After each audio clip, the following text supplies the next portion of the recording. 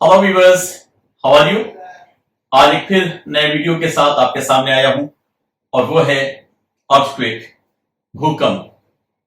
आप सब सुनते ही थोड़ा इसमें खौफ और इसमें थोड़ा डर आप सब फील करते होंगे।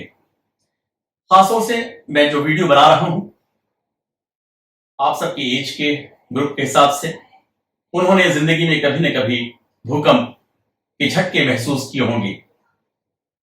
आपको बता दूं ये भूकंप है क्या, कैसे आता है, इसे कारण क्या है और फिर इसका क्षेत्र कितना है, किन क्षेत्रों में आता है और किस तरह से हम इसको कैसे बचते हैं। इन सब चीजों के बारे में आपसे हम रूबरू हैं। आइए सबसे पहले हम ये जानें कि भूकंप है क्या। भूकंप दरअसल धरती के कंपन को, उसके वाइब्रेशन को कहते हैं। लेकिन भूकंप में सिर्फ इतना ही नहीं, आप धरती को अगर देखें तो उसके अंदर हीट भी है और उसका मूवमेंट भी है, इसलिए वो लगातार उसके अंदर कंपन हो रही है, वाइब्रेशन है। और ये पूरे साल भर में उसमें जो झटके लगते हैं, शॉक्स आते हैं, वो करीब करीब 5 लाख झटके आते हैं। इसका मतलब ये कि प्रतिदिन 1300-1400 झटके प्रतिदिन आते हैं। अब आप देखिए कि ये जो झटके हैं, क्या अगर ऐसा भूकंप आता रहता तो हम शायद धरती पर जीवित न रहते, क्योंकि ये झटके प्रतिदिन बहुत ज्यादा हैं। लेकिन हजारों झटके जो इस तरह के होते हैं वो हम महसूस तक नहीं कर पाते हैं, केवल महसूस कर पाते हैं जो बड़े झटके होते हैं। उसे हम देख पाते हैं, समझ पाते हैं सिस्मोग्राफ के जरिए। सिस्मोग्राफ क्या है? जिसमें रिक्टर स्केल होता है, जिसमें हम भूकंप की तीव्रता को जान पाते हैं 0 से 10। अगर मान लीजिए कि हम कहीं 1 या 2 या 3 का भूकंप आता है तो वो आप महसूस भी नहीं कर पाएंगे। लेकिन जब 4 या 4 से ऊपर झटके आते हैं तो हम ये महसूस करते हैं कि हम कहीं न कहीं किसी न किसी रूप से हिले हैं, कांपे हैं, या हमारी बिल्डिंग या हमारे जो वस्तुएं हैं घर के अंदर वो थोड़ा हिल गई हैं। लेकिन जब ये 5 के बाद 6 या 7 हो जाता है तो कहीं की बिल्डिंग गिर जाती है। कभी कभी 7 से ऊपर जाने पर, 8 के आसपास आने पर, बहुत ज्यादा होने पर आप जानते हैं रोड, पुल, ये सब धंस जाते हैं, गिर जाते हैं। और कभी कभी तो नदियां अपना रास्ता बदल देती हैं, जैसे कि आसाम में हुआ था। लेकिन आप इसको 0 से जो 10 की बात मैंने की है उस पर आप किस तरह से समझ पा रहे हैं, उसको ऐसे समझिए कि अगर हम 1 पर हैं, 1 से 2 या 2 से 3 पर जाने पर लगभग 33 टाइम्स पावरफुल हम भूकंप महसूस करते हैं। अर्थात यदि हम 4 के भूकंप पर हैं और 5 पर अगर आते हैं तो 3 से 4, 4 से 5 यानी 33 टाइम्स हर पॉइंट पर वो बढ़ता जाएगा। इतनी जबरदस्त इसकी तेजी होती है, इसकी तीव्रता होती है। अब आइए आपको बताएं कि इसके कारण क्या है। देखिए 2 प्रकार के कारण हैं। एक तो प्राकृतिक कारण है, नेचुरल कॉज, प्राकृतिक, और दूसरा है मानवकृत यानी मैनमेड प्रॉब्लम्स, उसकी वजह से भी भूकंप आते हैं। तो सबसे पहले आप प्राकृतिक रूप से जो भूकंप आते हैं उसको देखें। कुछ थ्योरीज जो पुरानी हैं लेकिन उनकी उपयोगिता आज भी है, जैसे जॉन रीड की थ्योरी। उन्होंने बताया रीबाउंड, जैसे कि आप कैरम बोर्ड अगर खेलते होंगे तो आप स्ट्राइक करते हैं तो गोट वापस आती है लौट करके, यानी रीबाउंड होती है। ठीक उसी तरह से धरती में उसके जो चट्टान है उसमें फैलाव होता है, फैलाव उसके होता है उसमें उसके टेम्परेचर की वजह से या उसके मोशन की वजह से। ये बहुत से कॉज हैं जिसकी वजह से वो चट्टानें फैलती हैं। लेकिन एक सीमा पर फैलते फैलते फैलते अंतिम जो सीमा आती है वहां से चट्टान टूट जाती है। ठीक उसी तरह से जैसे अपने हाथ में एक रबड़ ले लीजिए, उस रबड़ को दूर तक खींचिए तो एक समय ऐसा आता है कि बीच से टूटता है और जोर का झटका आपके दाहिने या बाएं तरफ दोनों हाथों पर लगेगा। अब आप देखिए कि ये जो झटके रिबाउंड की तरह से होते हैं, इस धरातल में भूकंप ऐसे महसूस किए जाएंगे। उसी तरह से प्राकृतिक कारण में एक कारण बहुत ही महत्वपूर्ण है, वह है ज्वालामुखी का फूटना।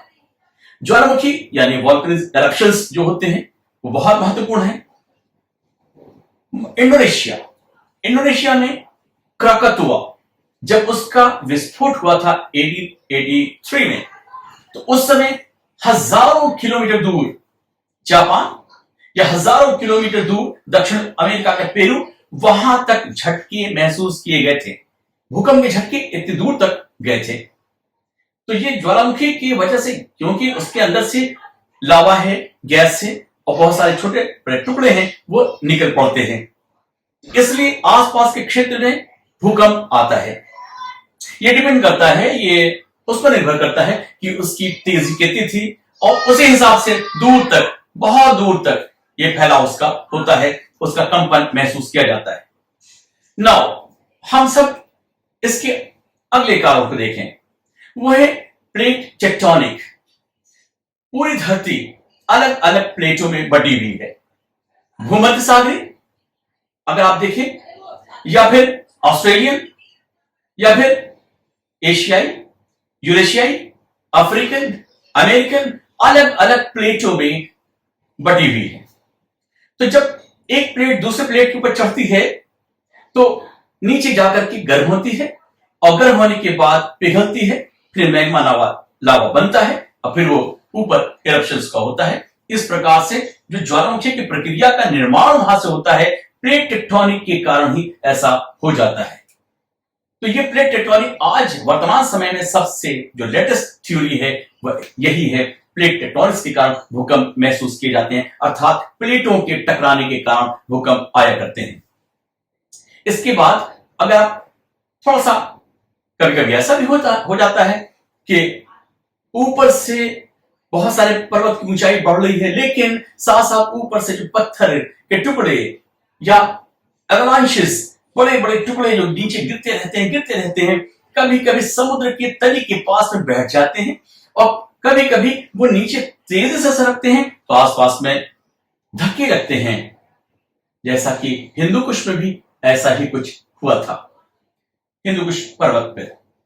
तो अब आप थोड़ा सा और देखें कि मानो क्या भूकंप के लाने में या भूकंप के आ जाने में मानो किस प्रकार से अपना एक प्रकार से वो उसका असर डालता है, या मानव ने क्या किया है जिसकी वजह से भूकंप आ जाता है। यस, मानव ने बहुत सारे कार्य ऐसे किए हैं जिसकी वजह से ये धरती हमारी एक प्रकार से उसके ऊपर बहुत सारी परेशानियां हैं, बहुत सारे कठिनाइयां हैं। जैसे हमने बहुत बड़े बड़े बांध बनाए, हालांकि वो जरूरत है हमारी, लेकिन वो धरती के साथ कहीं ना कहीं थोड़ा सा नाइंसाफी भी है। हमने बांध बनाए, बड़े बड़े जलाशय बनाए, पॉट्स बनाए, बांध आप देखते हैं बहुत बड़े बड़े बने हैं। टेहरी बांध बहुत बड़ा बांध बना हुआ है। इसी तरह से भाखड़ा नामक बांध है, हमारे हिंदुस्तान के अंदर ही बहुत बड़े बड़े बांध बनाए गए हैं। तो ये जो बांध है मानवकृत, और कोयना का भूकंप 1976 के में जो आया था, वहां भी यही कहना है कि वहां का जो बड़ा जलाशय है वो उसके आसपास में धंसने की वजह से वहां का भूकंप महाराष्ट्र में आया था। तो मैनमेड यानी मनुष्य भी भूकंप की प्रक्रिया को बढ़ाने में अपना एक प्रकार से खराब योगदान करता है, वो मनुष्य की वजह से भी ऐसा होता है। अब आप थोड़ा सा और ऊपर चलें, ये जो हमारा भूकंप का सिस्टम है हम प्रिडिक्ट नहीं कर पाते, उसकी जानकारी नहीं हासिल कर पाते, क्योंकि ये जानकारी हम हासिल कैसे करेंगे? हमारे पास केवल सिस्मोग्राफ, रिक्टर स्केल, यही चीजें हैं। अभी हम धरती के अंदर से आने वाले केवल गैस के फैलाव, उसकी वजह से और थोड़ा हीट की वजह से ही थोड़ा बहुत प्रिडिक्ट कर पाते हैं। तो इस प्रकार अभी वर्तमान समय में हम ये नहीं जान पा रहे हैं कि हमारे पूरे विश्व में अभी मानव इस भूकंप से कैसे बच पा सकता है। आइए अब हम इसका क्षेत्रीय विभाजन देखें कि कहां कहां पर हमारे भूकंप का क्षेत्र है। भूकंप के मुख्य 3 क्षेत्र हैं। देखिए इस मैप की तरफ पहला देखिए, ये जो आप मैप देख रहे हैं नीचे से ऊपर तक, इसको कहते हैं पैसिफिक रिंग, यानी प्रशांत महासागरीय रिंग, अंगूठी का क्षेत्र। एक प्रकार से वो घोड़े के टॉप जैसा है। उसमें देखिए आप नीचे चलिए, साउथ अमेरिका से चलिए, स्टार्ट कीजिए। साउथ अमेरिका से यानी नीचे से हिस्से से पेरू है, चिली है, इसके हिस्से को और ऊपर चलते हुए आप मध्य अमेरिका पहुंचिए, उसके बाद यूएसए, उसके बाद उसका अलास्का आता है, फिर अलास्का से आप अपने उसके दाहिनी तरफ मुड़ते हुए फिर जापान तट को छूता है, फिर नीचे इंडोनेशिया होते हुए ऑस्ट्रेलिया के हिस्से तक पहुंच जाता है। एक प्रकार से वो रिंग यानी अंगूठी की तरह से घूमता हुआ होता है। और एक बड़ी ही विशेष बात है, बहुत ही महत्वपूर्ण बात है कि भूकंप उन क्षेत्रों में ज्यादा आता है जहां लैंड यानी स्थलीय भाग और जलीय भाग का मिलन बिंदु होता है। जहां दोनों मिलते हैं वहां भूकंप ज्यादा पाया जाता है। तो पैसिफिक रिंग सबसे बड़ा है, वहां पर करीब करीब विश्व का 63% 63% जो भूकंप आते हैं उसी जगह पर आते हैं। दूसरा क्षेत्र है अटलांटिक क्षेत्र। अटलांटिक महासागर आप जानते ही हैं कि 4 महाद्वीपों के बीच में है, north America, south America, Europe और अफ्रीका। आप नक्शे पर भी देख सकते हैं। इस अटलांटिक ओशन में यह भाग एस के तरह, अंग्रेजी का वर्णमाला एस की तरह से है, लेकिन बीच वाले हिस्से में ज्यादा भूकंप आते हैं। भूमध्य रेखीय भाग में ज्यादा भूकंप आते हैं, लेकिन ये एस आकृति ऊपर से आइसलैंड के पास शुरू होकर के नीचे तक आ जाता है एस आकृति में। तो इस प्रकार अटलांटिक महासागर क्षेत्र में जहां करीब करीब 21% 21% हिस्से भूकंप के आते हैं। और इसी प्रकार भूमध्य महाद्वीपीय पेटी है। तो एक प्रकार से आप यूं समझें कि जो हमारा महाद्वीपों के मध्य का भाग है, जिसमें यूरोप है, अफ्रीका है, एशिया, यूरेशिया का हिस्सा है, इसमें से 2 हिस्से आप देखें, इस मैप के ऊपर देखें, ज्यादा आसानी से समझ में आएगा। एक हिस्सा ये यूरोप के पास से है और एक हिस्सा नीचे अफ्रीका चला जाता है, और इसका एक हिस्सा अपने दाहिने तरफ मुड़ते हुए यानी हमारे इस हिमालय पर्वत का अनुसरण करते हुए, उसको टच करते हुए इंडोनेशिया तक चला जाता है। तो ये मध्य महाद्वीपीय पेटी है। तो यहां पर करीब करीब 7% के आसपास यहां के भूकंप आते हैं। इसी क्षेत्र के अंतर्गत हमारा भारत आता है। क्योंकि हम सब हिमालय के दक्षिण में आते हैं, इसलिए हम सब भी एक प्रकार से कमजोर क्षेत्र में हैं, लेकिन बहुत ज्यादा खतरनाक एरिया में तो नहीं है, लेकिन फिर भी खतरा बना रहता है।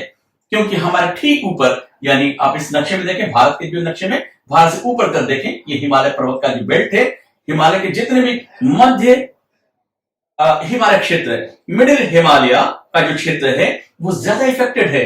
वहां चाहे गढ़वाल का क्षेत्र हो, चाहे शिमला से नीचे का क्षेत्र हो, चाहे आप और नीचे के क्षेत्र जितने भी जो बस्तियां बसी हैं, वहां पर भूकंप ज्यादा आता है। हालांकि हम मैदानी क्षेत्र में हैं, वहां भी खतरे बहुत कम नहीं है, लेकिन फिर भी उन पहाड़ों के मुकाबले में थोड़ा सा कम मैदानी भाग में हमारे यहां भूकंप आता है। अब थोड़ा सा हम आपको ये बता दें कि इसका प्रभाव क्या है। भूकंप का प्रभाव तो जाहिर बात है कि बहुत ही खतरनाक होता है।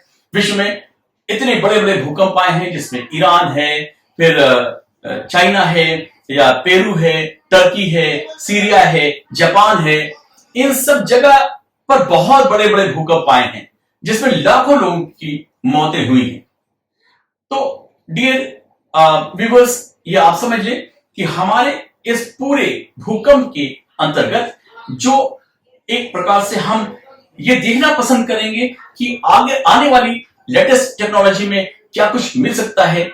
लेकिन अभी हम फिलहाल भूकंप से बचने के लिए केवल मकान बना सकते हैं शॉक प्रूफ, जैसे जापान में बहुत सारी बिल्डिंग्स बनती हैं, अब तो पूरे विश्व में ही बनने लगी हैं, शॉक प्रूफ बिल्डिंग्स बनने लगी हैं। लेकिन इसके अलावा बहुत सारी बिल्डिंग्स ऐसी हैं जो जिसमें शॉक प्रूफ बिल्डिंग्स बन रही हैं, लेकिन हमें अभी वो साइंटिफिक या वैज्ञानिक रूप से नहीं हम बच पाए हैं, या अभी हमको वो नहीं मिल पाया है, स्टडी मटेरियल नहीं मिल पाया है, या बचने के हम बहुत सारे उपाय नहीं अभी कर पा रहे हैं। लेकिन आप बस ये समझें कि ये एक प्रकार से धरती हमारी कांपती है, उसके जो कारण है और उसका डिस्ट्रीब्यूशन, ये सब आपने थोड़े से इस वीडियो के अंदर आपने समझ लिया होगा। आई होप कि आप सब हमारे वीडियो को पसंद करेंगे, और यदि नहीं समझ में आता है कोई बात अगर, तो आप जरूर मुझसे कांटेक्ट करें, और मेरा ये चैनल आप उसे सब्सक्राइब करें ताकि समय समय पर आपको वीडियो मिलता रहे। Khan Imran sir geography classes, ये आप जरूर उसको सब्सक्राइब करें, और उम्मीद है कि आप सब नेक्स्ट वीडियो में भी हमारे साथ होंगे। तब तक के लिए बाय बाय।